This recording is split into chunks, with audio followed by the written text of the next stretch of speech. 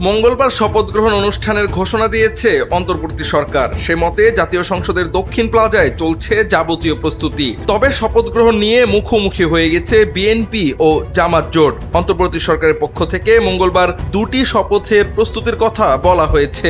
জাতীয় সংসদের নবনির্বাচিত সংসদ সদস্যদের শপথ গ্রহণ এবং সংবিধান সংস্কার পরিষদের সদস্য হিসেবে শপথ গ্রহণ। কিন্তু বিএনপি সংবিধান সংস্কার পরিষদের সদস্য হিসেবে শপথ নিবে কিনা তা নিয়ে ধোঁয়াশা তৈরি হয়েছে। গণভোটে হ্যাঁ জয়ী হওয়ায় জুলাই জাতীয় সনদ বাস্তবায়ন অনুযায়ী নির্বাচিত সংসদ সদস্যদের নিয়ে সংবিধান সংস্কার পরিষদ গঠনের কথা।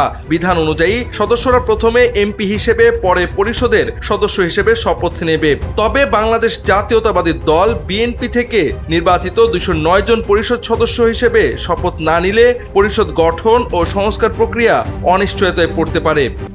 RICL TMX, যুগের পর যুগ স্থাপনা থাকে মজবুত। বিএনপি বলছে বর্তমান সংবিধানে এমন কোনো পরিষদের উল্লেখ নেই এবং তৃতীয় তফসিলে এ ধরনের শপথের বিধানও নেই। অন্যদিকে বাংলাদেশ জামাতে ইসলামী ও এনসিপি জানিয়েছে তারা সংবিধান সংস্কার পরিষদের শপথ নেবে।